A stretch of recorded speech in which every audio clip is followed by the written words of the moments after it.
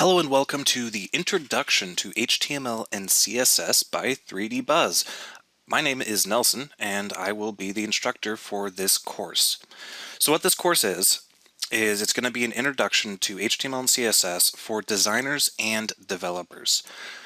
I want to set expectations for this class right now and say that we are not going to be making very many functional things insofar as scripting, but we will be covering all of the fundamental topics that a person will need to understand in order to be an effective web designer or an effective web developer.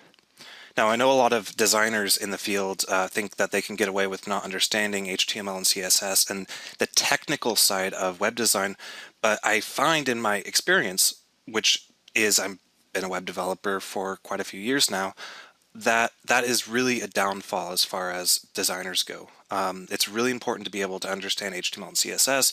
Almost any job you will want to go to that requires web design is going to require knowledge of HTML and CSS.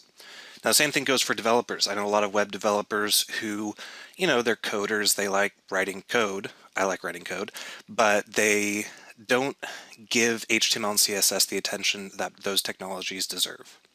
So the way I have this course organized is the first 4 weeks is what you're in right now, and that's going to be an introduction to HTML and CSS. The first week today, we are going to cover a lot of basic terminology. We're going to be talking about what HTML is, what CSS is, what HTTP is, how to get a web server going, and writing out a very basic HTML document and kind of talking about the syntax. I know at the end of this class at the end of this particular session, it might seem a little anticlimactic. However, the next 3 sessions are going to be delving into things like the box model, how things are positioned on a web page, how to get something to look a particular way, new features introduced in CSS 3 and HTML5 that make styling a web application a lot easier, or a web page a lot easier. So we will definitely be picking up on some really fun stuff later, but I wanted the first class to take a kind of academic approach into the technologies that we're going to be discussing, because there are a lot of technologies that we need to understand in order to be effective web designers or web developers. So I said that this is the first part of our web development course. So these 4 weeks are HTML and CSS. The next 4 weeks are going to be JavaScript. And so we'll look at JavaScript and how to make our applications responsive on the client side, which is a term I'll be defining later. The 4 weeks after that will be an introduction to HTML or ASP.NET MVC, which will provide our applications with dynamic functionality that takes advantage of things like databases and other sorts of fun stuff. But the reason I decided to do it in this order was because every bit that we go through in these 4 weeks will be a prerequisite for what we go through in the next 4 weeks, and the same is true for the final 4 weeks will be everything that we've covered. This sentence is getting out of control, but you guys know what I'm saying. So let's jump into what we are going to be talking about. What I'm going to do is I'm going to write out a simple HTML page, and I'm going to want people to follow along later. If you guys want to follow along right now, then that's great, but I want to write out a simple HTML page and give people a sort of grounding about what exactly we're going to be talking about. After that, we're going to be talking about the technical side of the technologies we're using. What is HTML? What is HTTP? What is CSS? And so on. We'll be playing around with a little bit of CSS in this class, and then we are going to be talking about web servers, and we're going to wrap up this class with getting a basic web server set up, which will be a prerequisite for anybody who wants to continue following along with this course. So let's go ahead and get started. I'm going to open up just a browser window. Again, this course is going to be operating system independent, so whatever browser or file explorer you guys use. Jump into a random directory on my hard drive, right click, hit new, and I'm going to create example.html. Okay, so we have an example.html and it's an empty HTML document. If I were to double click on this, we get Chrome window, because that's my default browser, and we get nothing inside of it, which is appropriate because there is nothing inside of it. Then what I'm going to do is I'm going to right click and hit open with, and I'm going to say choose default program because I forgot to do this before class. And I'm going to locate my awesome Sublime text editor.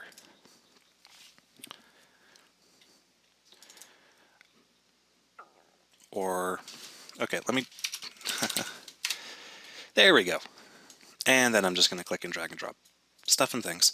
That's what I get for firing up a VM and not configuring it before class. So now we have a text editor. All we're going to be doing is writing text. That's what HTML is, that's what CSS is, that's what JavaScript is, that's what C# is. It's just a bunch of text. And I'm going to be throwing a bunch of text at the screen right now. I want people, and I'll be showing you guys what starts to happen as I add that text. But I'm not going to be defining any terms quite yet. I just want to show people the example page that we're going to be writing for this particular class. So we start off with our awesome doc type. Then we open up HTML, open up head. Let's toss in a meta tag up here with a char set of UTF-8, which will be defined in length in this class. Then toss in a title.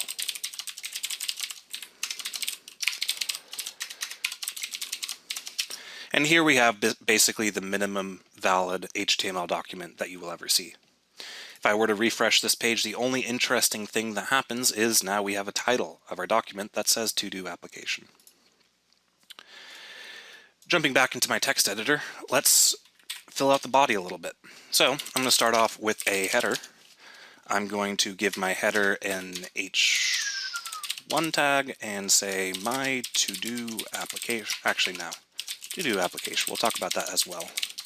And then toss in a paragraph and say, this is a sample application. So basic stuff so far. Again, I just want to get people sort of acquainted with the syntax before we define it. Next up, I will open up a section. This section will be interesting because it will contain a form, which we will open up right here. Then we'll toss in a few divs with some attributes that will definitely be defined.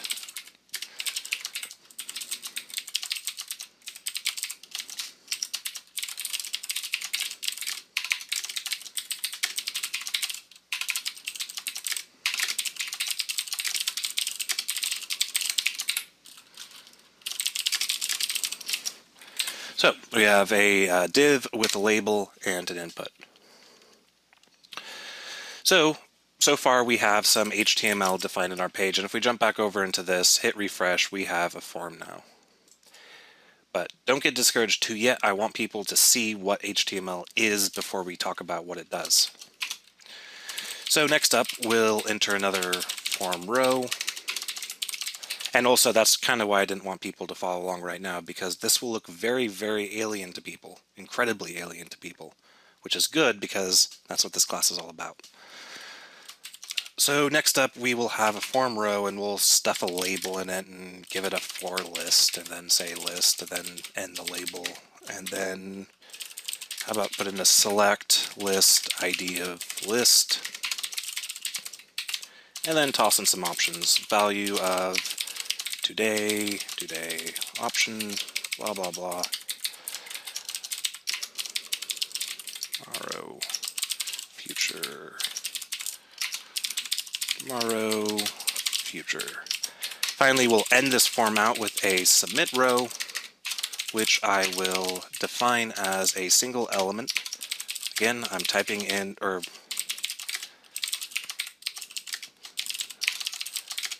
I'm saying things that I haven't defined yet on purpose. And then we will put in something right here, finish example, and then dump in a footer.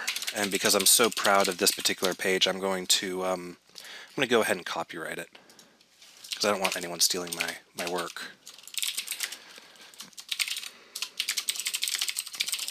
Okay, so we'll start off with this.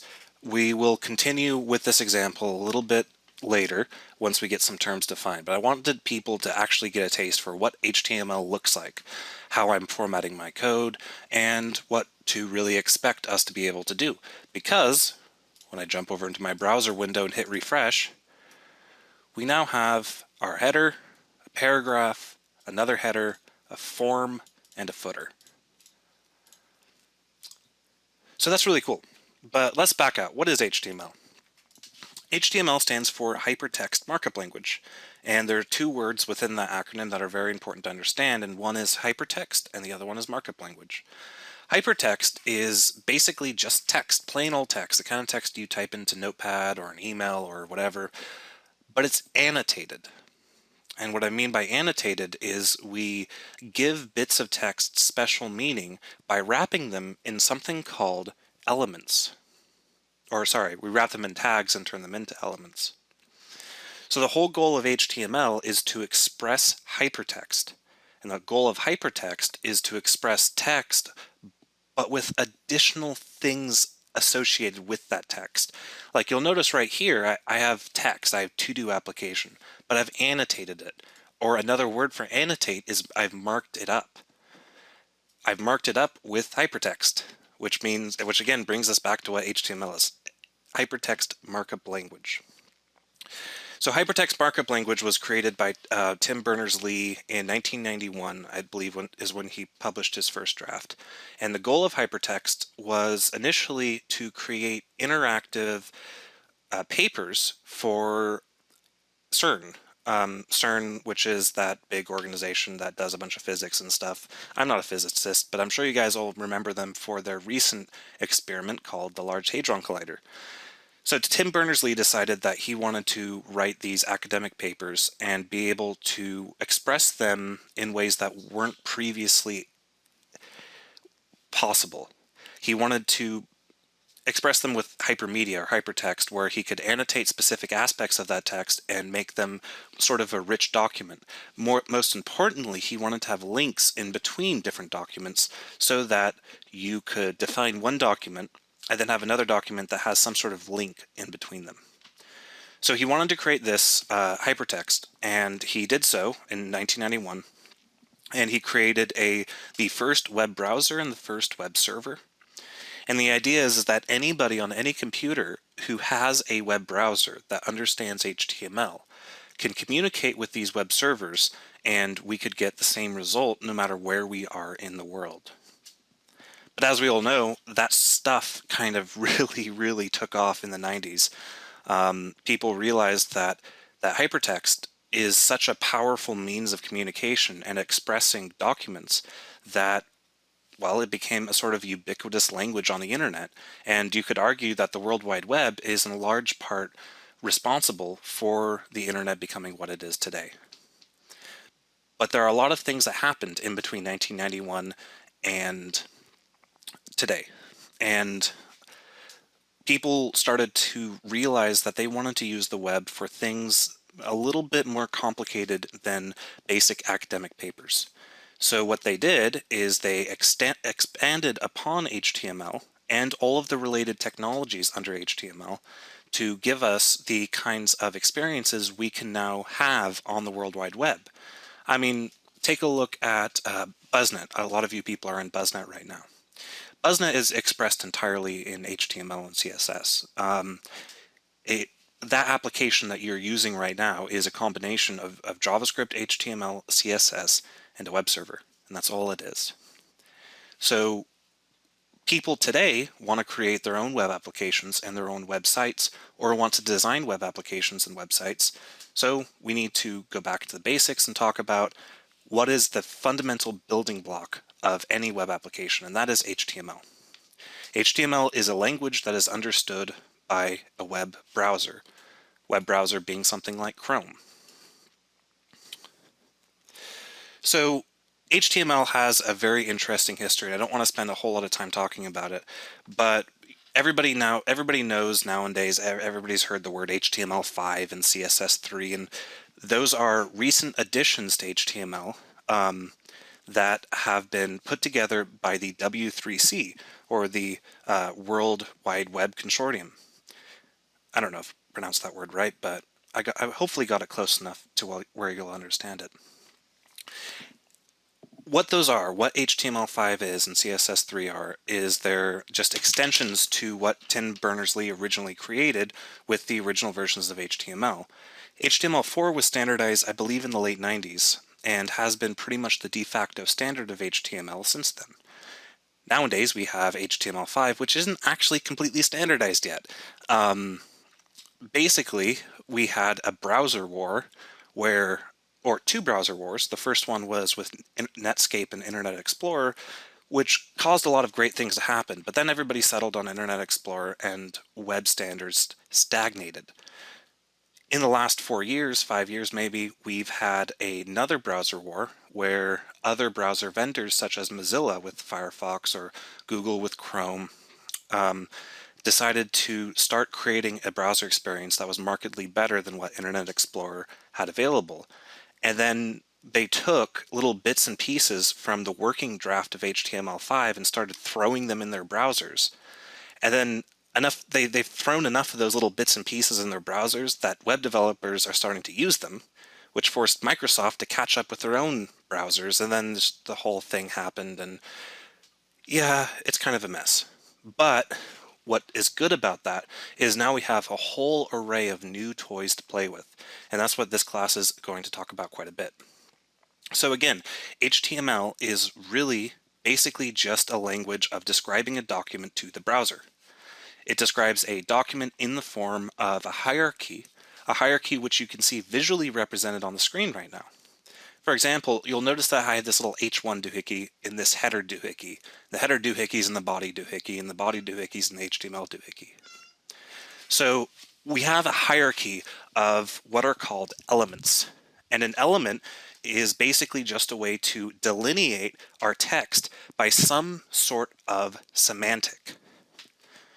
Now, you'll hear that word a lot with web development, especially modern web development, and that's the concept of semantics. And you could look up the English definition of the word semantic, but I'll go ahead and define it in a way that will make sense in this context. And a semantic or semantics is a way to give text meaning. And once we give text meaning, our browsers can render that text in a particular way. Now, we can override that rendering to whatever degree we want to, but we'll talk about that later. So you'll notice right now that I have to-do application, and I've applied semantics to it by wrapping it in what are called tags. HTML has the concept of a tag, and a tag, you may either have an opening tag or a closing tag, and anything in between those two tags creates an element. So right now we have an H1 element with the text to-do application. You could say that we are marking up the word to-do and the word application with the semantics of an H1 element. But you'll notice it doesn't stop there. We also have other semantic elements that we can take advantage of, such as headers and sections and footers. Now guess what? These are HTML5 elements that were introduced to the language HTML very, very recently. And I will say this markup will not work quite right on Internet Explorer 8, for example, because Internet Explorer 8 did not understand these elements. But we are not talking about Internet Explorer 8. We'll talk about how to get some level of compatibility with older versions of Internet Explorer later. But what I want to focus on is what the majority of modern browsers understand. So the purpose of this document that I've written out here is to express some sort of presentation, or not necessarily presentation, but some sort of meaning to the browser. I've given this text up here the meaning that it is a header.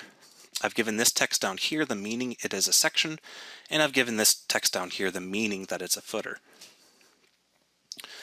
And that's all we do with HTML. We give different things meaning by applying different tags to them to create elements that browsers understand. Because if I jump back into my Chrome window, you'll notice that I'm not seeing the result of, or I'm not saying just this being rendered out, the raw HTML being rendered out. I'm seeing the result of the browser interpreting all of this text and applying all the semantics that I've told it to apply. So that's some of the stuff about body. We'll jump back into that in a moment here. But let's back up to the top of this document. Now, we'll be spending most of our time in the body, but it's important to understand why do we have to include this guy right here? Why do we have to specify an HTML element and so on? Well, the first line of any HTML page is going to be the doc type, or the document type. And the doc type tells the browser what version of HTML that you're using.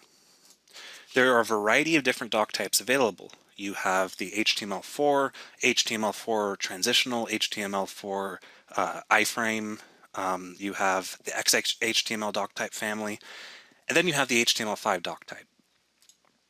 By putting this up here at the top of my page, I've instructed the browser that everything that follows is going to be understood as HTML5.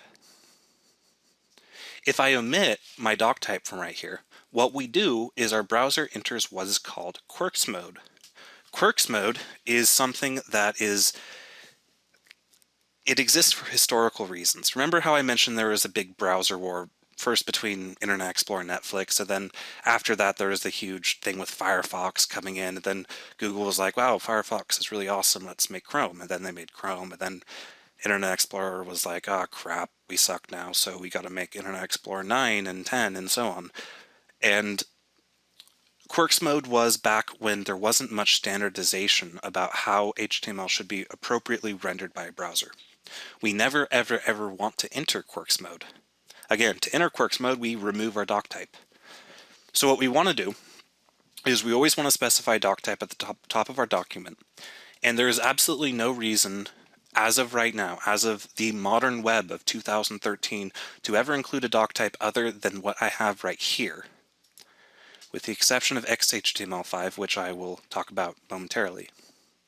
So here's our doc type. It is important, it is constant, put it at the top of your HTML documents always, otherwise you will get very odd behavior, which you do not want. So next up we have the HTML document. Now, the HTML document, or element, sorry.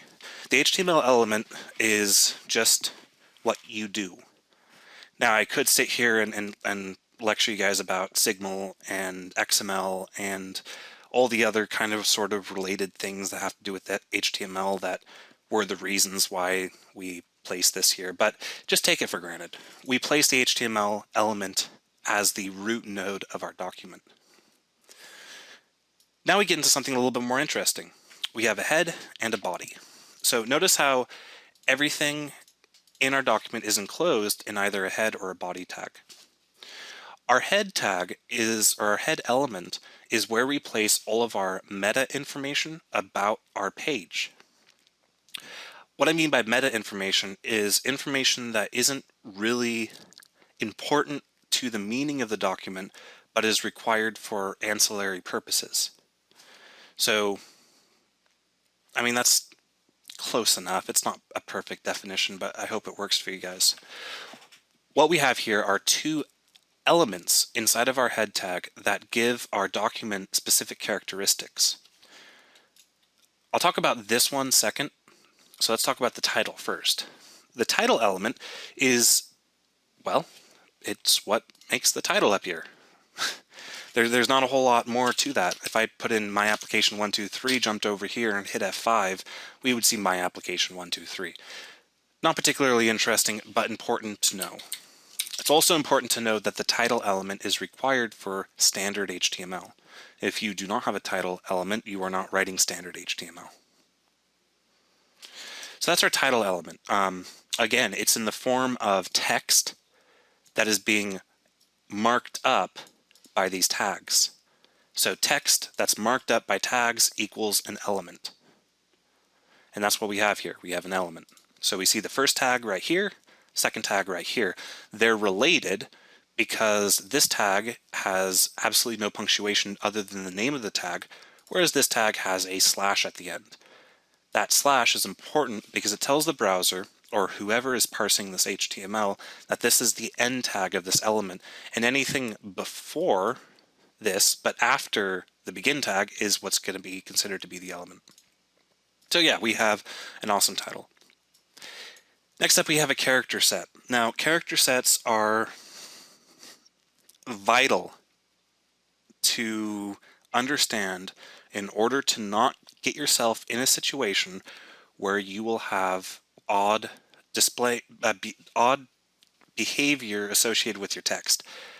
So because this is kind of a big discussion, I want to leave this sort of to the end.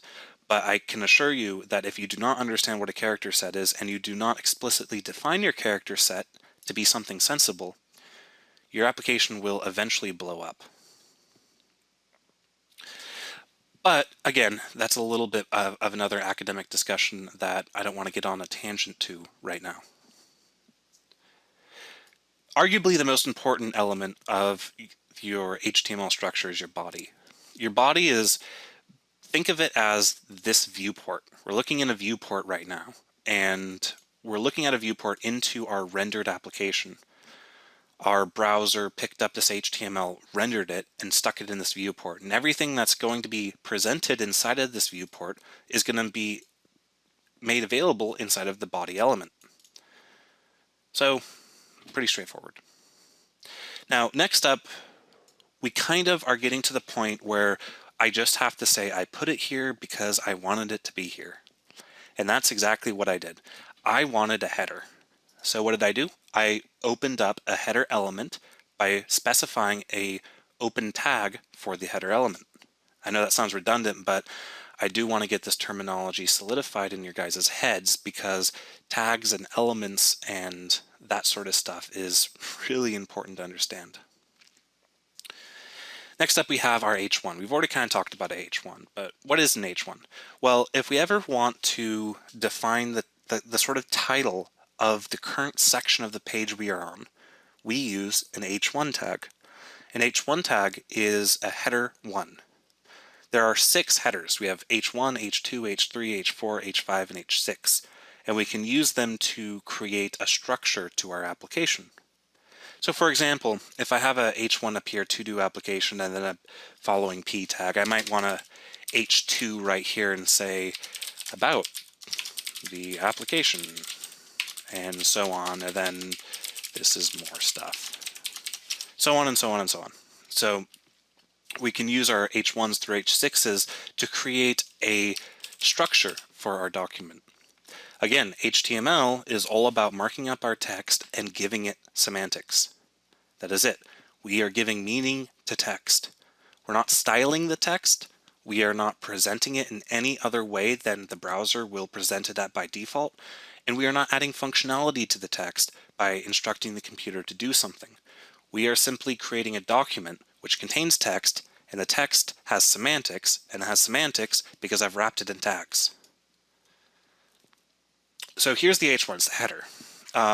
You might think, well, putting an H1 inside of header tag seems kind of redundant, and it kind of does, but the way that I justify the semantics of this aspect of the page is that I have something that follows the H1 that isn't a header, but is still something that I would want to be considered to be the header. And that is a small description of what the to-do application is. I wrap that inside of a P tag. So notice how I have the opening P tag right here and the closing P tag right here. A paragraph, or a P tag, just defines a paragraph of text that you want to display. It's that simple. If you have a paragraph of text that you want to display, you use a P tag. Again, I know I'm getting to the point where I'm saying, or you might be wondering, well, why do you use this here? And again, the answer is because I wanted to.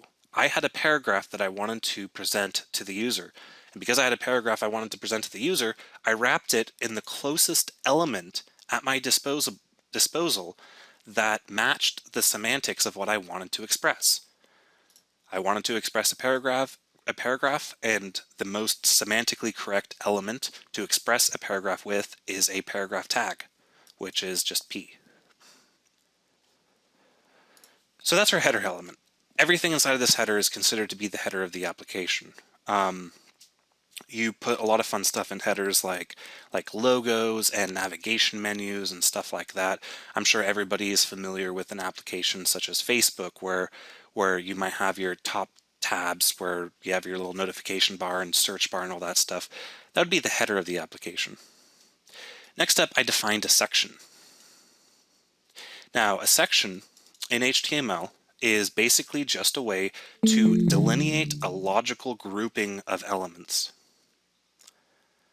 So let me go ahead and define the word delineate, because that's not a word you hear often outside of programming, even though it is an English word. Delineate just means to separate. So I wanted to separate my form semantically from the rest of my elements, and I did that by using a section. And sections, an example of a section is right here. I have a form with the header, and I want this to be considered its own block inside of my document. So I used a section. Again, I didn't use a section because there is in the HTML specification, quote, if you write a to-do application and you have a form inside of it that allows you to add a task, you must wrap it in a section. That's not going to be in the HTML documentation. But what is going to be in the HTML documentation is the definition of this element. And it happened to be that this definition of this element matched closely what I wanted to express to the computer. I wanted a add an item form, so I dumped it in a section. That's a very common theme. Remember, when we're working with HTML, we're programmers. We tell the computer what to do. HTML is just a bunch of tools that we can use to express our intentions to the computer the best way possible. So what I have right here is another H1. Now, some people might say, well, you have multiple H1s on your document, that's bad. Well, after large amounts of consideration by the W3C, H1s are now considered to be associated with the section that they are under. So an H1 inside of a section is perfectly valid. I could have another section with another H1 inside of it if I wanted to, just like how I have a header with an H1 right here. I know that this H1 is the header for the page because it's in a header element. I know that this H1 is the header for this section because it's in the section element. Because they're nested in this way, I can follow the semantics, and so can the browser. You'll notice something interesting about how the browser renders this, though. Again, the browser has a default rendering for every single element you're going to throw at it, although we'll be overriding that to make the site actually look half decent, next week. But you'll notice that the default styling of our page actually starts to look kind of like a hierarchy, because this to-do application is a bit bigger than this add an item. The reason it is because this H1 is owned by a section, whereas this H1 is owned by a header. The semantics of these elements dictate that this is considered to be a sub option. So, next up, we have a form. So a form in HTML is a way to present different fields. I'm sure every single person in here who has used the web for any purpose has used a form. And a form allows you to group together a bunch of related fields, such as text fields and select boxes and all that fun stuff, and package them into a single unit that might be sent to a web server. So I wanted a form here. Again, I wanted an add an item form. So because I wanted a form, what's the closest markup that I could use for that? A form. So that's why I used a form here. Next up, we have some divs. So I'm going to go ahead and collapse these divs here. I can't collapse that one for whatever reason. But we have some divs. A div with this little guy right here, this class. So again, I'm going over this just to talk about what HTML is and what the different little bits of syntax are called. And we have right here, a div element with an attribute of class, and that attribute has a value of form row. This is the syntax for providing attributes to HTML. Now, this isn't the only way we can provide an attribute to an element. These quotation marks are not actually required. I could quite easily have done that and the browser wouldn't care. That being said, for readability and for based off my own experience during the whole like XHTML craze, which has died out, I really do prefer putting the quotation marks in there. Now what happens is, by providing an attribute to an element, we are giving that element additional characteristics. So an element may have some default characteristics to it depending on what kind of element it is. Like an H1 is a header, a P is a paragraph, blah, blah, blah. But we can override those characteristics by providing attributes. And an attribute is in the form of a name, followed by an equal sign, optionally followed by quotes, but you will always see me use quotes for these, followed by a value. So you might be looking at this and saying, well, what does this mean? What semantic value does this add to my program, my site at all?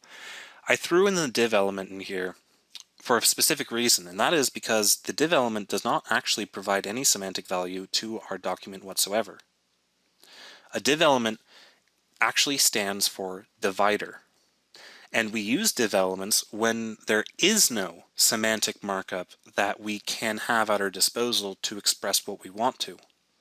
See, what I wanted to do is I wanted to have my task label followed by my input label, but then I wanted it to be grouped outside of my other form element. Because I wanted it to be grouped outside, I had to wrap it in an element. Then I had to decide, okay, well, what element should I use? Unfortunately, there are no semantic elements that allow me to express what I want to here, so I use a div. Because divs have absolutely no semantic characteristics whatsoever, I annotate this div with a class, and then I give it my own custom semantics. The computer doesn't know what a form-row is. That doesn't do anything for the browser at all. I could easily have omitted this if I wanted to. But we'll see very shortly once we get into CSS that annotating our elements with classes gives us a lot of flexibility in how we want those classes to be styled. So again, I know I haven't defined what a class is. What I wanted people to take away from this discussion about divs is two things. A, divs provide a way for us to divide content where there is no appropriate semantic markup that we can use. And two, we can use attributes in order to add additional semantics to our elements and extend them in ways that the computer doesn't know how to do natively. Okay, so after we have this divider, we have two little things in here. We have a label and an input. Now a label, well, let's just start off with what I wanted. Again, I've been sort of organizing every single justification of these elements by talking about what do I want. What I want right here is I want a label to give my following input some sort of description so the user knows what to do with it. Because that's what I wanted, because I wanted to express something to the user about the following input, I used a label because a label is the closest, most semantic element that handles this purpose. The purpose being, I am annotating an input. You'll notice that we have an attribute right here. So that's very interesting. We have an attribute, and that attribute is called for. For attribute only exists on labels. And what it allows us to do is it allows us to tell the browser which input we're talking about. We need to tell the browser which input our label is talking about in order for the browser to be able to do something like this.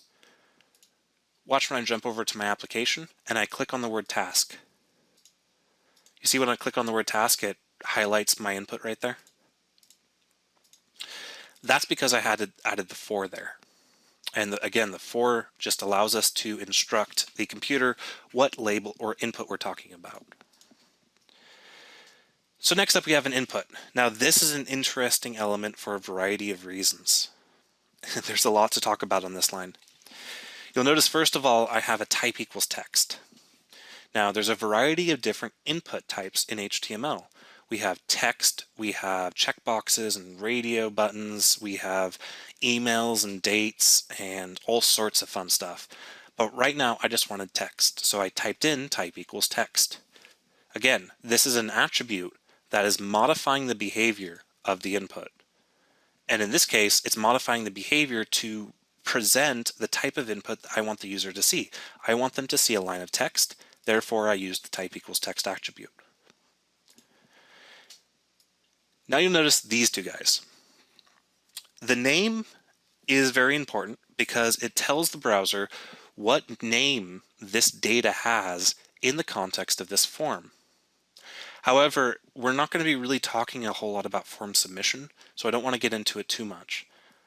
But I want people to understand that a name, all a name is it's a way to tell the form what our element or what our input is. In this case, it's task. The next one is ID. The only reason I put the ID element inside of, or attribute inside of this element, is because this ID relates to this for. The for a label has to match up to an ID of an input. So I put the ID in here because I wanted this for to match up to this input. Not a whole lot more to say about that. We'll be talking a lot about IDs, later. So I don't want to define exactly what an ID is quite yet, but I did put it in here for a purpose. Next up, we have this guy. So look at that. That's kind of weird, right? Remember how I defined an attribute as a name followed by an equals followed by text? Well, that's not always true. Attributes in HTML can simply be a name followed by no equals and no value. Now that's not true for XHTML or XML, but it's true for HTML. And what we can do here is we can use something like the required attribute. The required attribute is a new addition to HTML as of HTML5 that instructs the browser that when I click or try to submit the form, the browser is going to tell me, please fill out this field, and it's not going to let me submit the form. So that's lots of fun stuff. The next up, we have the placeholder. A placeholder is a different or a new attribute inside of HTML5 that allows us to give this little grayed out text right there if we haven't entered any text. So again, it's sort of like a user experience sort of thing where we're just telling the browser when they don't have any text in here, put that in the background for them. So we have an input. The reason I put this input here was because I wanted an input with the type of text, the name of task that is required and has this placeholder. Because I wanted those things, I typed it out. I mean, again, there's no thing in the HTML specification telling me that this is a requirement for to-do applications. This is me expressing to the computer what I want it to do for me.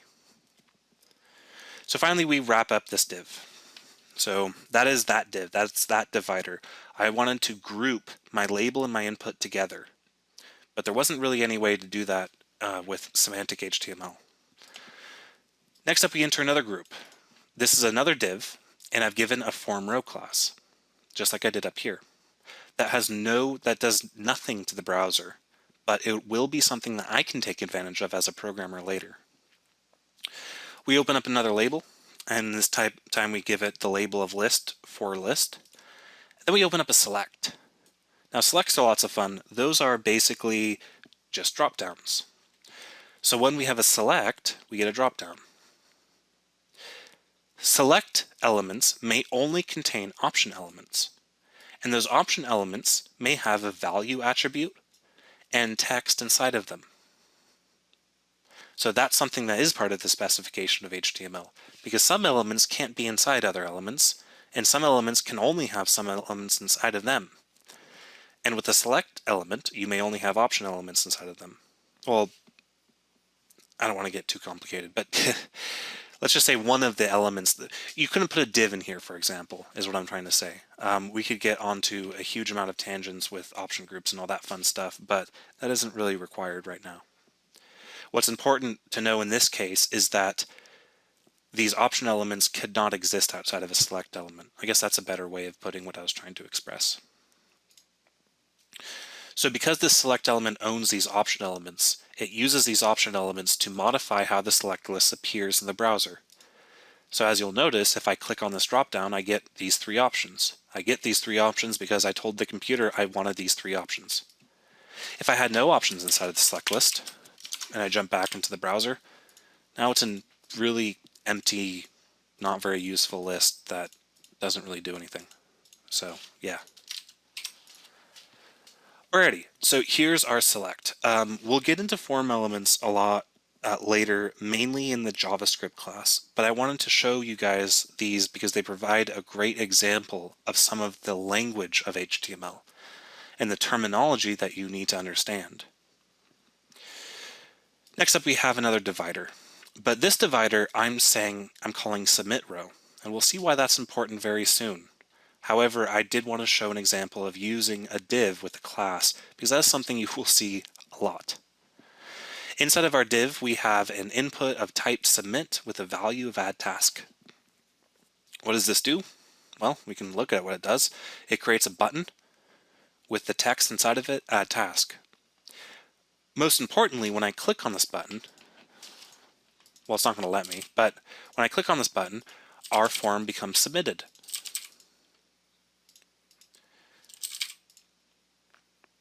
So I don't really want to talk about what form submissions actually do quite yet, but I do want to point out that the submit button is what's going to tell its parent form when it needs to be considered to be submitted. So here's our form. It's pretty, straightforward. I know a lot of this stuff looks alien to people who have never seen HTML before, but if you all you got to do is ask yourself, what is this text being marked up by? Well, this text is being marked up by an H1 tag. That means it's a header.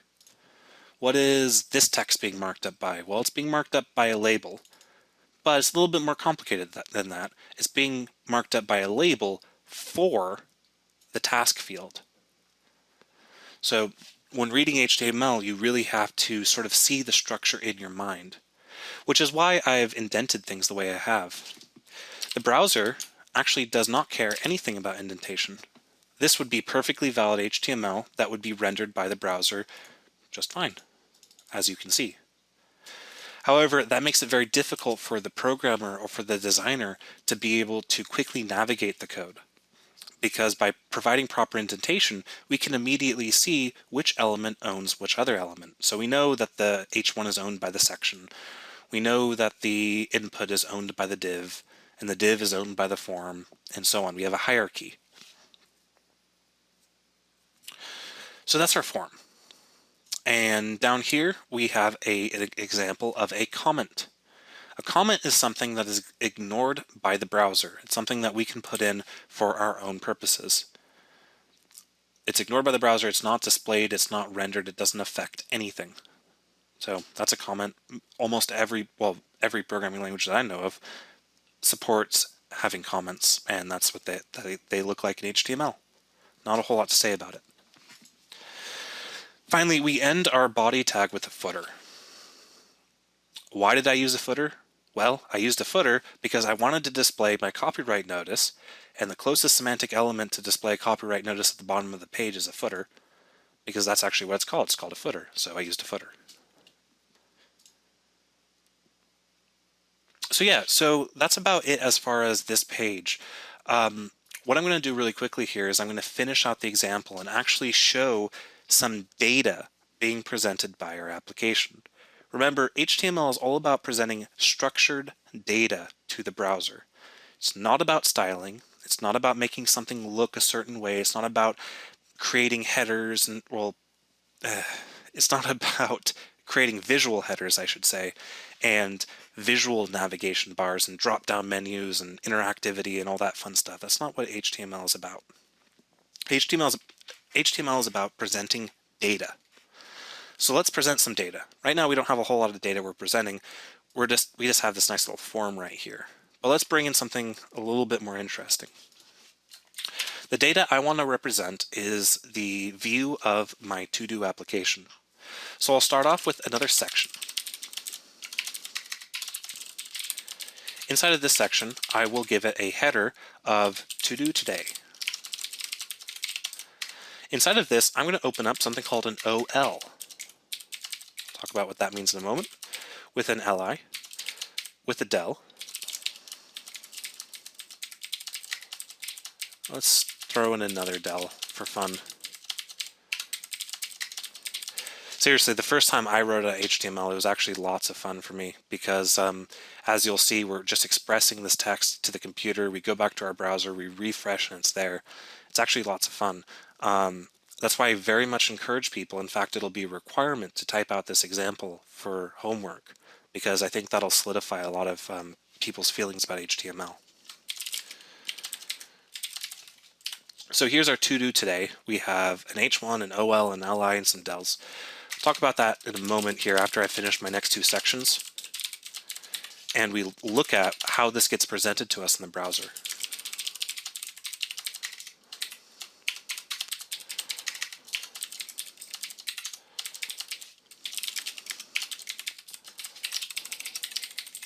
So we have our to-do tomorrow. Now let's toss in one more section. You'll notice that these sections relate to the options I have right down here. There's no actual correlation between this text and this text. It's just that's how I wanted the page to display. So now we have our to-do in the future. Let me go ahead and get my capitalization to be a little bit more consistent here. We'll open up an OL and let's put in an LI. So here's the data. Again, HTML is all about presenting data, and I've now presented data. Now I know that people who don't know what OLs are aren't going to know exactly what kind of data I'm presenting, but if I jump back over to my browser and hit refresh, we'll see something interesting happen. Now we have three more headers, so we have three more sections in our page. The first one is to do today, to do tomorrow, and to do in the future. And each one of these has a list. Now the kind of list that we're looking at is called an ordered list, which OL stands for ordered list. So what I wanted to do is I wanted to display a list to the user, so I decided to use a list. There are three kinds of lists that you can use in HTML. We can use ordered lists, unordered lists, and definition lists. Right now we're just going to talk about ordered lists. Wow, if I say that word too many more times, I'm going to be incapable of pronouncing it for the rest of my life. Okay, so we have our OL, and our OL opens up a list. And inside of that list, we have LIs. LI stands for list item. When you have a list element, or specifically when you have an OL or a UL, the only thing that can go inside of those elements are LI elements. Those LI elements are used to delineate each individual item inside of the list. So you'll notice the way my browser renders them. You notice the 1, 2, and 3, and the 1, 2, and 3, and the 1. Notice also how they're indented further within the page. That's because our browsers kind of have a default way that they present an HTML document to the user. And when we open up an OL, the browser is going to list it for us, just like how we might do inside of Word or Google Docs. So now we have a list with 3 items in it. Notice how I have the del tag right here, or the 2 del tags, 2 del elements. Del stands for delete or deleted. And the semantic way inside of HTML to tell the browser that something has been, or an item is deleted, is to wrap inside of a delete element. So what I wanted to do, again, this is like the 10th time I've done this, but I'm going to do it again because it's so important to understand. I wanted an item in a list that was presented to the user as if it had been deleted. So what do? Well, I create a list by opening up an OL. I open up an LI for my list items, and then I open up a del tag for my deleted item, and then I put text inside of here. I'm adding semantics to this text, because without all of these semantics, without the fact that it was deleted or that it's a list item or that it's in a list, it would just appear as normal text. So that's lots of fun. We got a basic list, and we can throw in the del element to mark it as deleted. You'll notice that in HTML4 and previous versions of HTML, there's something called strike-throughs. You could wrap an element in a strike tag. But that was removed in favor of the deleted element. So can anybody tell me what the difference is between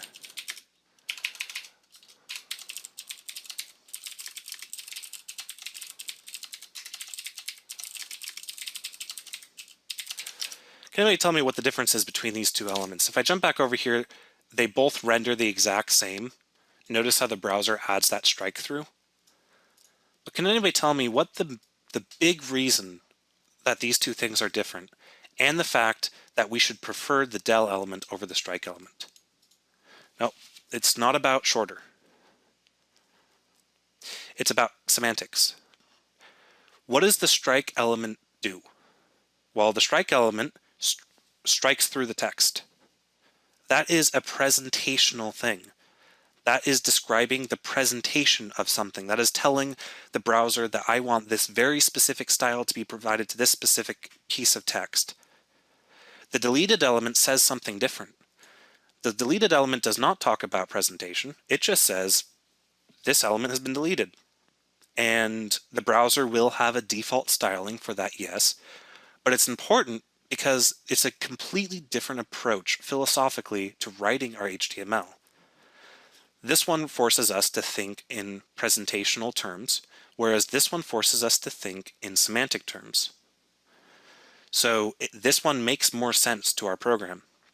Because what if, okay, so this is a strike, and we use it to strike through stuff. Well, what if we wanted our things that were considered to be deleted to be colored red? Would it make sense to tell the browser to render its strike elements as in red? That doesn't really make sense because strike means strike through, which is a very specific kind of text formatting. Why would applying the strike element make some text red? That doesn't make any sense. So instead we use deleted.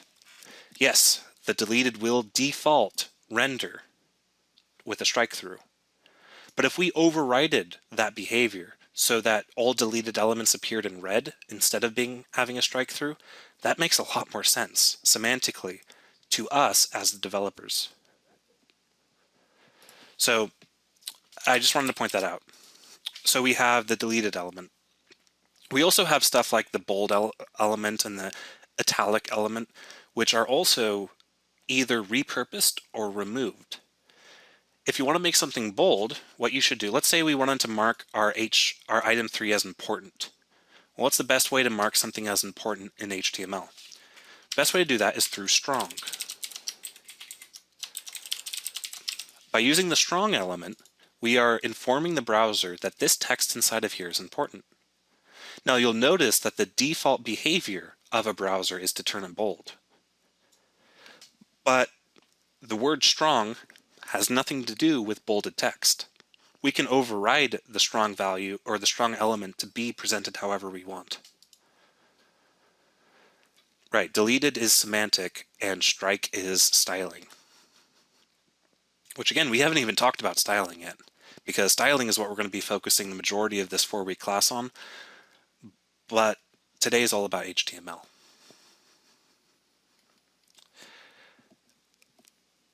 Alrighty, so what I'm going to go ahead and do is about every hour into our classes we take a break, and I think that now that I have the entire example written out for you guys, it would make sense to go on a break for a moment. I do see some questions coming in that I will answer once we get off break, and then we will start talking about some more fun stuff. So, yeah. Okay, and we're back. So a couple good questions did come in today, or did come in while we were on break, and they kind of lead into a discussion I wanted to have about inline elements versus block elements. Now, inline elements versus block elements is something that you will need to understand if you want a page to look the way you want it to. We use a variety of different kinds of elements on this page already, and the only way for you to know if an element is inline or block is to know if it's inline or block. So let's look at an example of an inline versus block element. Right here we have this label and an input right here. Notice how when I jump back into my browser, the label and the input are on the same line. That's because they're inline elements. Inline elements get, the elements get combined into a single sort of block that's rendered by the browser. Now that's starting to touch on our lecture about the box model, which will be coming up, but it's important to realize that if I didn't have these dividers in here, now remember, dividers are block level elements. just like H1s are block level elements, or paragraphs are block level elements. If I didn't have these divs in here, these dividers, so I'm going to go ahead and remove them temporarily and show you guys what it looks like. So I went ahead and I took out all the divs. And now if I go back into my browser and refresh, notice how everything is now on the same line. That's because inputs, labels, selects, and inputs, again, submit button is an input, are all inline. That means they get run onto each other on the same line. There's also a couple more inline elements that I wanted to talk about. I've talked about the strong, and a question came in, what's the difference between strong and EM? Let's take a look at it. So I'm going to go ahead and jump to the top of my header. And actually, no, I'm going to open up another paragraph. Then I'm going to write some text. I'm going to say, this is strong, and I'm going to wrap it in a strong element. And this is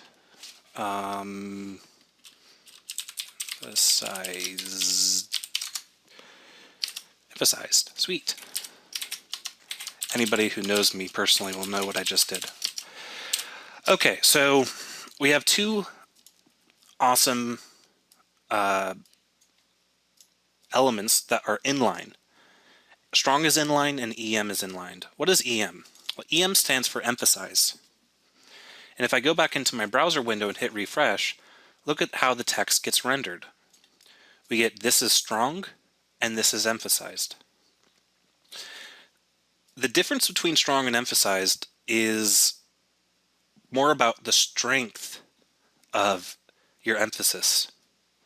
And EM is kind of emphasized, whereas strong is really emphasized. They're very similar elements, but their difference is in how strong they are.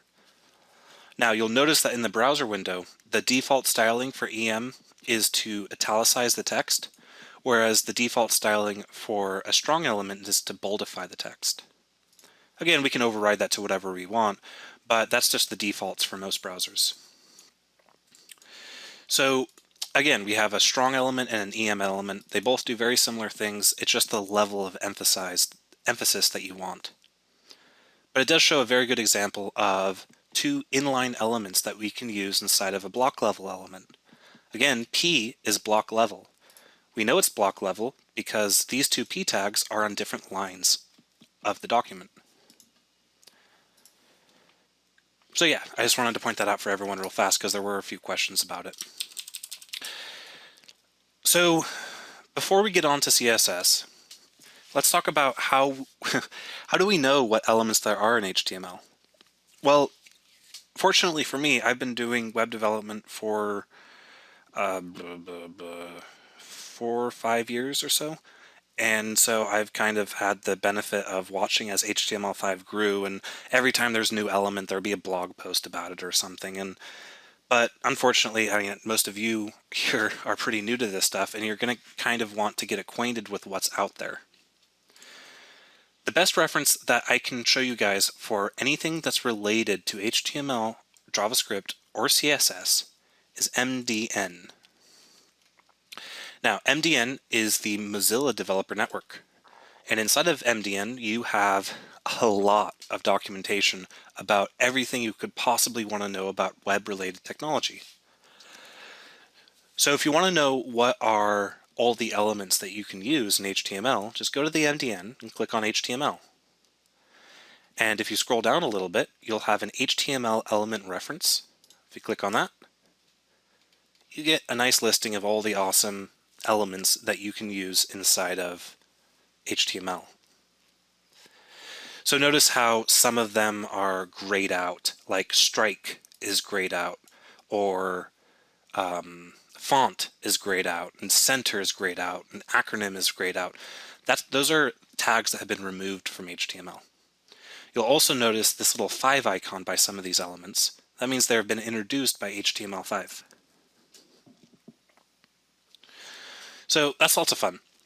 Now, if you have spent any amount of time Googling about web technology, undoubtedly you will have seen w3schools.com.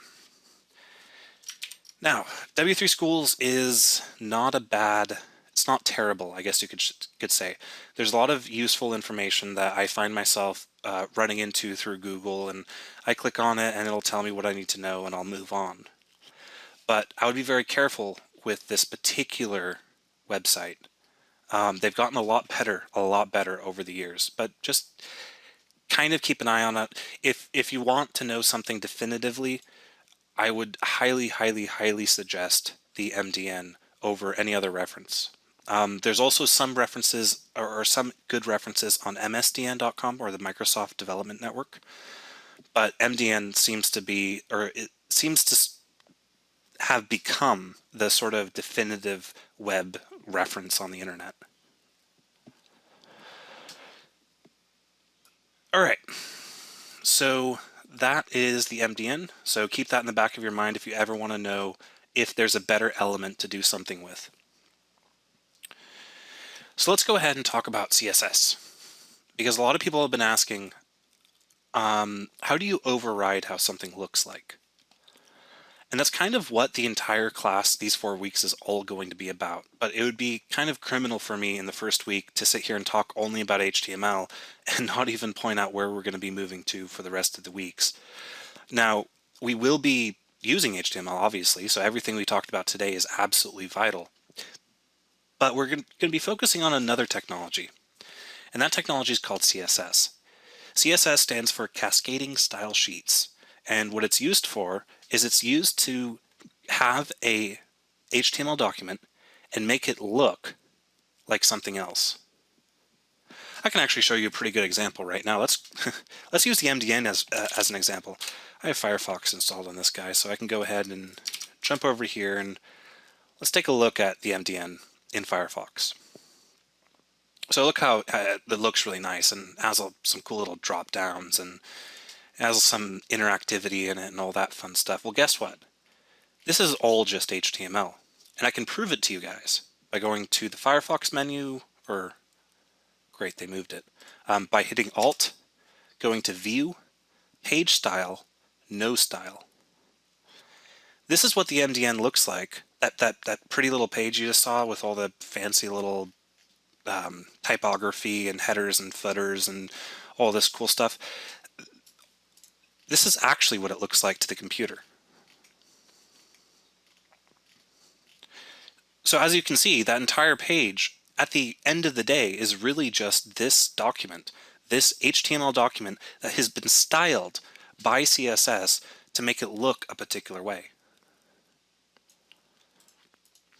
So I'll go ahead and re-enable page styles because this is going to drive me crazy.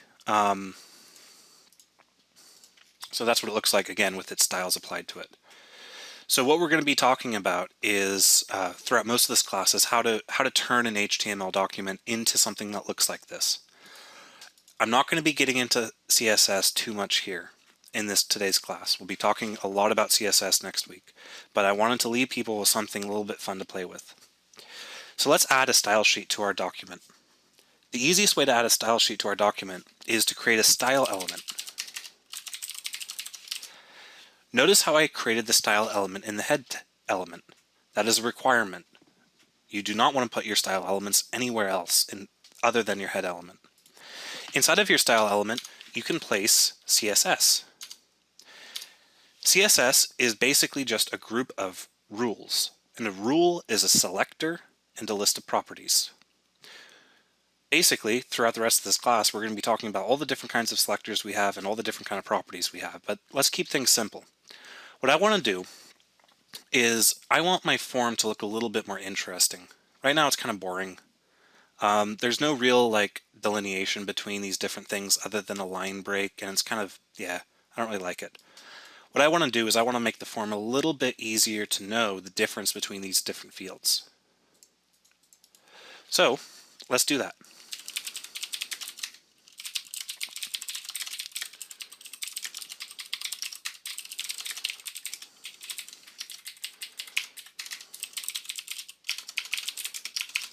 Wow, I cannot type apparently.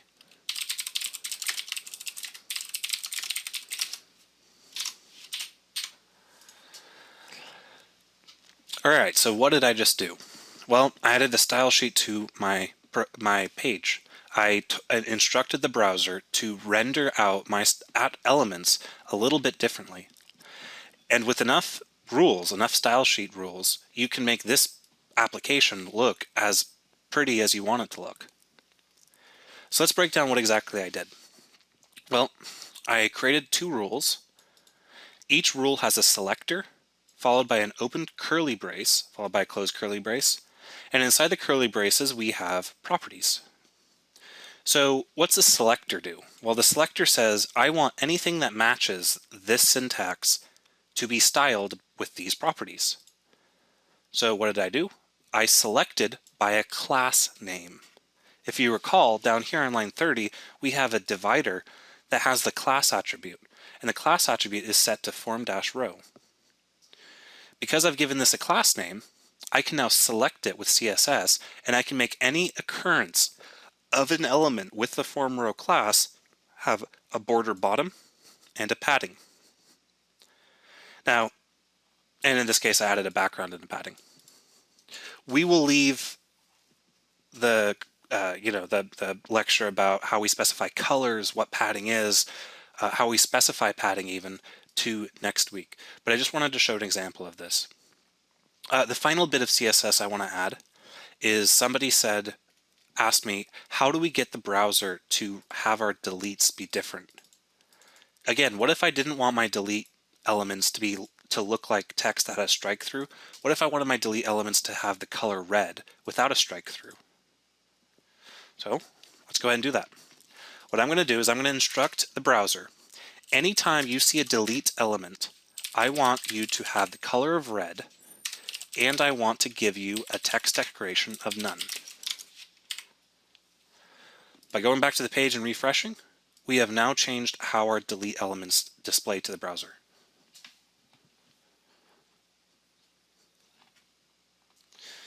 So again, super fun stuff. We can spend well, maybe not years, but we can spend a long time talking about this, and that's exactly what this class is for, but not today's particular session.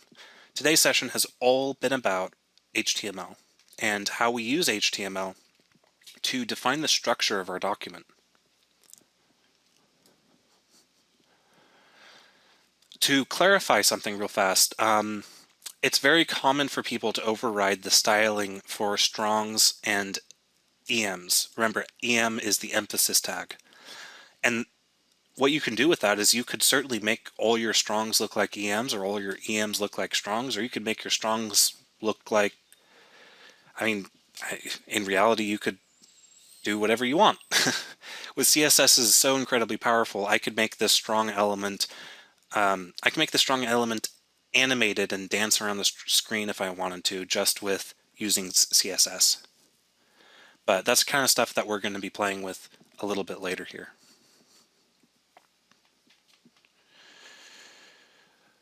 Alrighty, so that is HTML. I encourage everybody to go ahead and type this out for homework, because the act of typing it out is going to be very important to solidify what we have here. But what you guys should immediately pick up from this is that we use the HTML, or hypertext markup language, to mark up our text that in a way that turns it into hypertext, in that it has a little bit more semantics than just normal paragraphs of text. Lots of fun stuff we can do with it, and that's what this class is all about. But I wanted to go ahead and quickly define one more term. Then we're going to install a web server, talk about what web server is, and that'll be the end of the class. So one more thing, JavaScript. So we are not going to be talking about JavaScript in these 4 weeks. We're not going to be working with it. But what JavaScript would allow us to do is add interactivity to the page. So the pages that we will be building in these this week and the next 3 weeks are all going to be fairly static, in that they're not going to have much behavior. JavaScript is a language that we use to add behavior to our program, or to our web application. So I wanted to point that out for people who might not be entirely sure what JavaScript's use is, or might think that HTML is capable of doing things that it actually isn't. HTML does not provide interactivity to your web page. That's the responsibility of a scripting language like JavaScript. Alrighty, so web server time. Right now we are serving. Ooh, we did hit one question that I have to answer. I'm sorry, but it's a good one. Somebody asked, so HTML handles how content is positioned on a web page. And then somebody else asked, where does PHP come into the equation? Actually, you know what? Let's roll both those questions into the discussion about what a web server is. It's time to bust out the whiteboard. All right, let me grab my little handy tablet here and get some whiteboard action going. And then let me lock it down to the right screen because it is going crazy right now. Hold on. There you go. All right. So HTML, CSS, JavaScript, web server, and one more word, HTTP. Now we've all seen HTTP because, well, to have been to 3dbuzz.com, you have had to see it at some point. So let's talk about what a URL is, what a browser actually does, and what a web server actually does. So let's start with the URL. URL could be something like http://3dbuzz. Hold on, I have to get warmed up here a little bit. .com. You type this into your web browser. And so this is your address bar on your web browser. You type it in, you hit enter, and I cannot draw a straight line to save my life. Here we go. There's a box. It's kind of a box. Let me go ahead and clean that little box up a little bit. That's awful, but you guys know what I'm doing. Alrighty. So we have http://3dbuzz.com. This is a URL. URL stands for Uniform Resource Locator. Now we know it's a URL because it has some very important things on it. First of all, it has a protocol, and then it has a domain. Now, if anybody has spent a lot of time working with networked applications or servers or anything like that, you'll kind of know what a domain is. But basically what a domain is a domain allows us to translate a human readable format into an IP address. And an IP address is what allows our computer to know where it's connecting to. So for example, 3dbuzz.com might translate into, I don't know, 53.4. How about 0.7? That works too. 0.3.128. I don't know whose IP address that is. Don't sue me if it's yours. So that might be what is that translates into. And what happens is our web browser goes all the way out into the internet to a web server. That box started out okay, but it just sort of blew up at the end, didn't it? There we go. To a web server.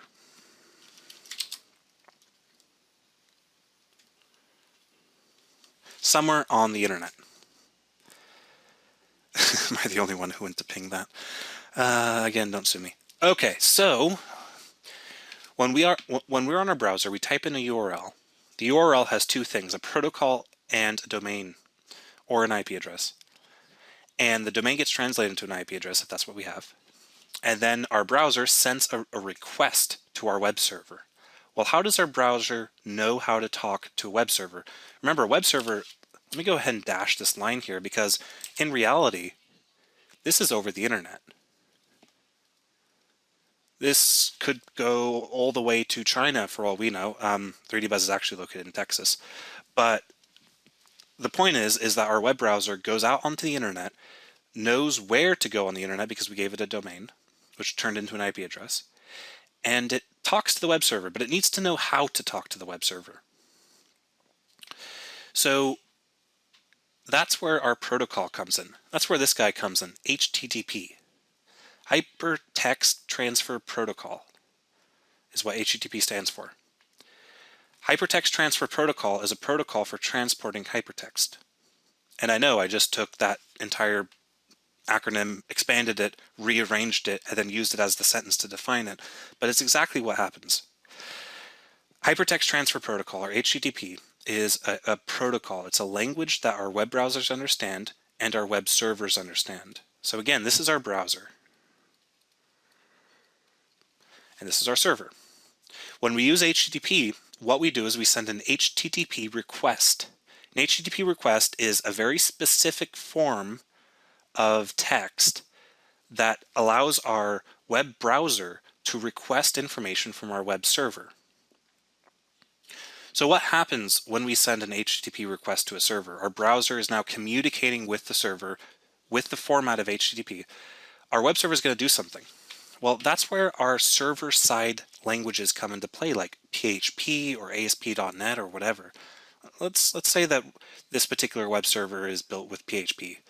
So we have PHP code right here. So what is PHP going to do? Well, PHP is going to take our request. This is our request. It's going to go through a pipeline of code, which might include talking to a database. It might include talking to an API like Twitter. It might include reading a file on the server.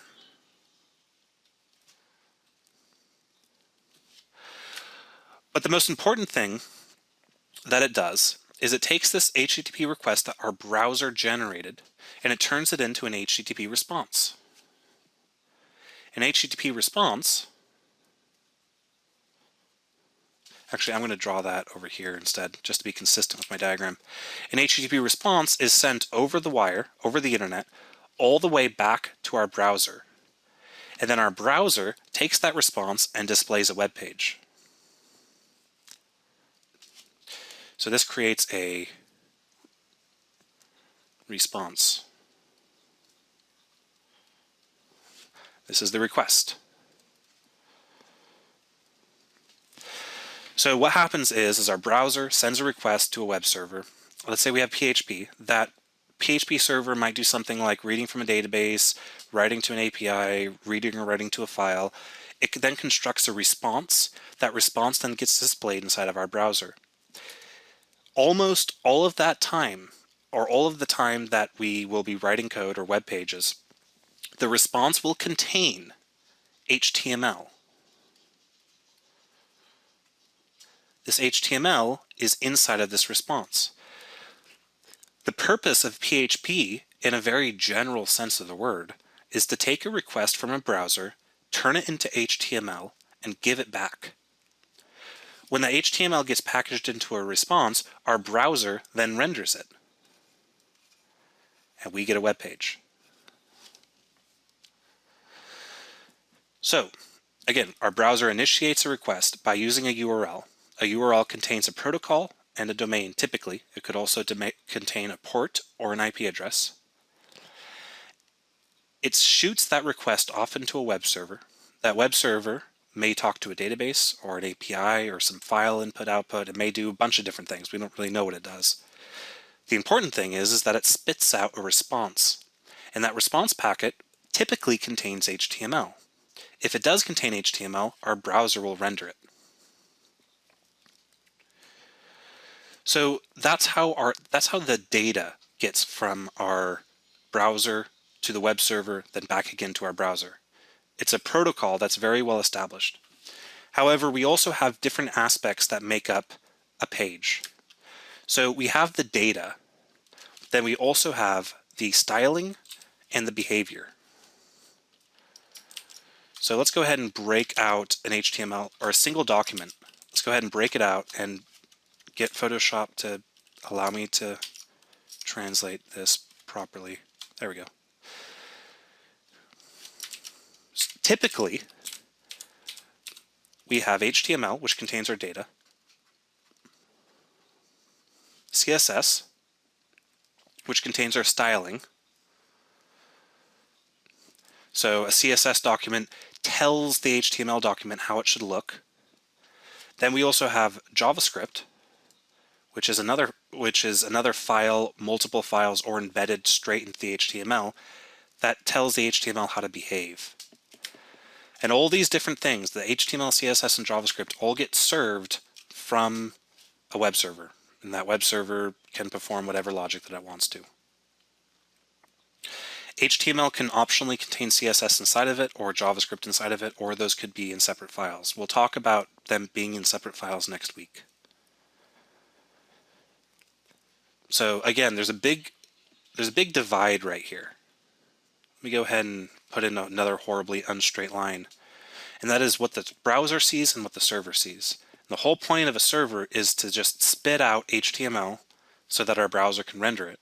And then our browser gets CSS files and JavaScript files and mashes them all together and gives us a website. So how many people did I just completely lose with this absolutely horrible diagram?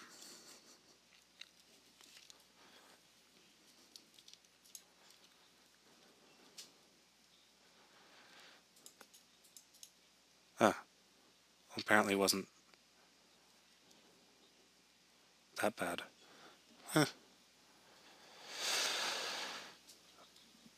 All right, so apparently I lost somebody at example.html. Well, type it out. You'll type it out. It'll make a lot more sense. Okay, so we are going to be using a web server for the rest of our development. And the reason we are going to be using a web server is because we are going to eventually be serving out our CSS files or multiple CSS files, and we also need to be able to have hyperlinks between our documents. When doing that sort of stuff on a file system, it will generally work okay, but it's not the kind of environment that I would recommend anybody do any development or any learning in. So what I'm going to do here is I'm going to wrap up this class with the basic installation of a web server that we'll be able to install on our local computers to work with a web server. Sounds fun and slightly redundant. Alrighty. So the web server that we're going to use is Apache. The easiest way to get Apache running with everything that you could possibly want it to run with is through a package called XAMPP. There are 1,000,001 different ways to install a web server, or specifically Apache or any other web server you might want to install. However, there's a very, very convenient package that we can use. So just go to Google, type in XAMPP, click on the Apache Friends link, and we're going to be using this. Again, there's a bunch of different ways we can do it, but I want this to be the simplest, easiest way for somebody to get started up with a web server. And I want people to work with a web server at the start of them learning HTML and CSS, because you will run into roadblocks and weird edge cases if you don't, if you try to continue to work on your file system. All right, yes, random woman on webpage. It's been here since I've used XAMPP, and I've used XAMPP for 4 or 5 years. All right, so go to XAMPP. Go ahead and click on XAMPP for Windows. And then go to download XAMPP, click that, and then click on the installer. Because I'm a Windows user, I love my installers. And then wait a year for it to download. But while it's downloading, there were a few questions that I wanted to answer. First one is, why do we want to know this? Why do we need to know about what a web server does? If we just want to be a designer, why do we care what a web server is or how it works or what it does? Well, it's because everything that you ever will put into production is going to be hosted on a web server. Furthermore, once you start doing things like having images or style sheets that are in different files, or having links between pages, it is a lot easier to understand and use and to develop for if you have a mirror of a web server on your local computer. The next question is, how much call does a designer have for working with PHP? It depends on what company you work for. Some companies will have designers give developers HTML and CSS mockups, where those developers will then put in the relevant bits of PHP. Some companies will require that designers will be able to work around PHP. It's really dependent on the company. We're not going to be using PHP, but I used PHP as an example in my diagram because it's one of the most common web platforms. Final question I want to answer is, do we need to install a local server if we have a remote one? And that depends on how you work. You can if you want, but I'm trying to show something that everybody here should be able to follow along with. Whichever way works for you is how you should go. All right, so I'm going to click on the installer and get this guy going. So I'm going to hit next. Now I am going to leave everything checked. I mean, I only really need Apache out of all this stuff, but I might as well just install everything. Why not? So then I'm just going to keep on hitting next, close the random web page it decides to fire up during the installer, and I'm going to hit next to install it.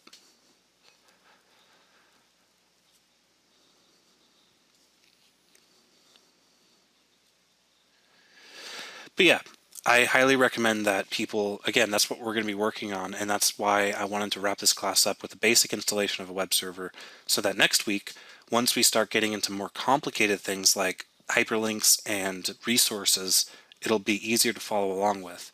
Because if you're just working on your local file system, things get weird fast. I do not recommend working on your local file system for design or development. And this is taking a lot longer to install than I thought it would, so I'm trying to fill the air with a bunch of empty words.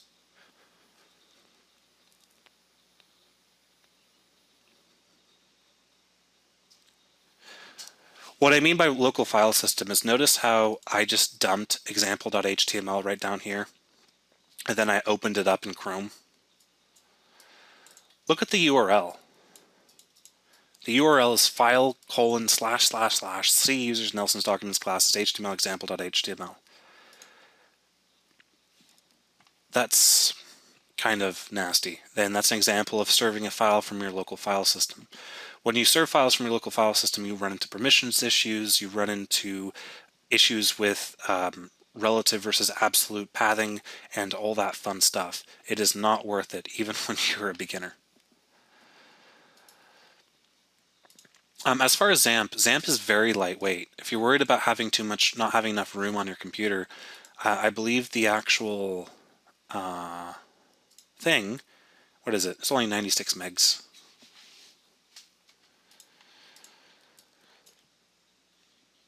Any particular free website hosting site worth using? I cannot answer that question because I've always had dedicated or virtual servers to work with. Even on my own projects, I always use the dedicated or virtual service or virtual server. Okay, so now it's saying setup has finished installing XAMPP. Do you want to start the control panel now? Everybody needs to pay attention right now. And what I'm about to show you guys is the reason I wanted to do this on video. I didn't want to go ahead and say install a web server, then leave you guys to do, this process by yourselves. And the reason is because there's a very good chance when you hit this start button right now, it will not start up. Now, fortunately, it did start up. Well, unfortunately, actually. But you know what? It very well might not on your computer. For a lot of reasons. And the biggest reason is if you have Skype running when you go to hit start, it'll actually fail. You'll have to start your Apache server before you start Skype. And that's because of the ports that the program uses. A URL, like I said before, a URL is a... Where are you, Photoshop? Get back here. Go away, VMware. Minimize. There we go. A URL contains a protocol, a domain or an IP address, and optionally contains a port number. So for example, I could go to www.3dbuzz.com:80 and hit enter. Now you'll notice that my browser removed the 80 from it, and that's because 80 is the default. 80 is the default port for HTTP, and 443 is the default for HTTPS. I don't want to get into networking here, or what exactly ports are, but I do want to say if a port is being used by another program on your computer, you will be physically unable to start your Apache install. To fix that, the easiest way to fix that is to click on Config, go to httpd.conf, open it up, bring your font size way down because whoever was using your Notepad install last really needed glasses. Okay, so go into your HTTPD conf and look for this line right here. This line tells Apache which port to listen on. If for some reason your Apache install does not start up, follow these steps and change this port to something else, like 45. Save this file and close. Once you've done that, try starting your application again, and you'll notice that it now says ports 85. That means that in order to view my web server, I have to go to localhost 85, and I get my web server. Let me go ahead and switch that back to the default. I prefer to be working on port 80. There's a variety of reasons why you might want to change the port. For example, I don't use Apache primarily in my development. I use another web server called IIS, and I have IIS running on port 80 already. I don't really bother with having Apache also listen on 80, so I changed the port that Apache listens on. But because this is the only web server I've installed here, I'm going to leave that port 80. I'm going to hit stop, then I'm going to hit start. Now when I go to localhost, I get this.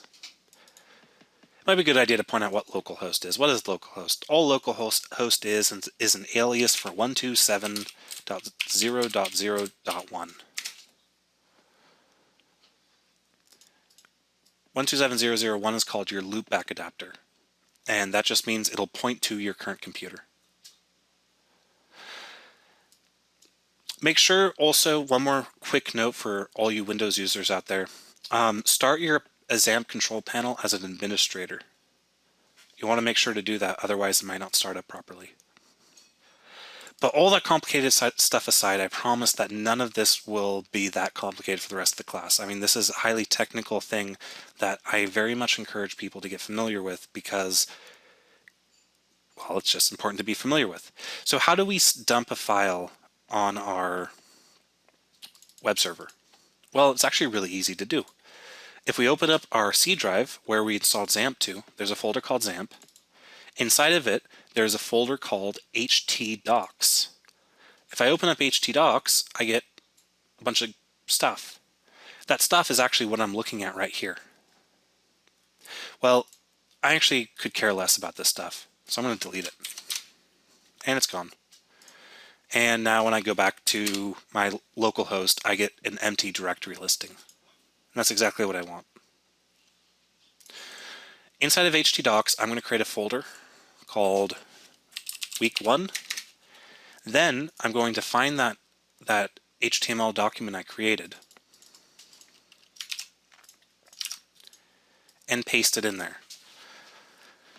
So again, under XAMPP, which is where I installed it to, then under htdocs, then under a folder I created called week 1, I created a file called example.html, which if I open it with Sublime somehow,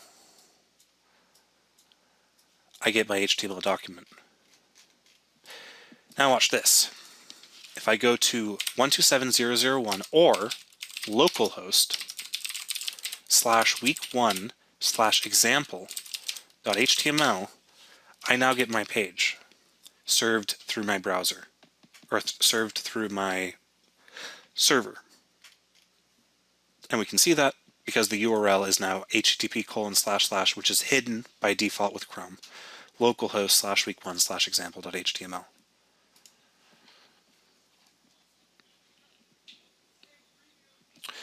Alrighty. What does XAMPP do exactly? XAMPP is a program that serves out my web pages for me, or my CSS files, or my JavaScript files. It serves it out in a way that is consistent with how things will be served in production. And that's why we're using it. I want people to get used to the idea of working with the web server very early on. And it might be frustrating or difficult to understand at first, and I expect that to happen. But I guarantee you that the only way for something that's frustrating or difficult to understand will get any less frustrating or difficult to understand is to just try to do it. Well, it'll let you know when things go wrong, and more importantly, though, it will allow us to next week allow us to do fun stuff with linking and resources and stuff like that. How can I view this page from a different computer through the web browser? I'll show you guys how to do that after we stop the video, because I think we're about at the point where we need to go ahead and stop. I know people are going to have to rewatch this last bit one more time, but that's okay. Alrighty, so again, we talked about HTML, what it is, how we write it, elements, tags, attributes. We talked about some basic CSS, which we will be getting a lot into later. Talked about basic forms, talked about lists, headers, sections, footers, and all that fun stuff. So next week, we will be picking up where we left off and dive into some more interesting CSS stuff to get this application to actually look a little bit more visually interesting. So with that, I think it's time to go ahead and head off, so I will see all you future people later.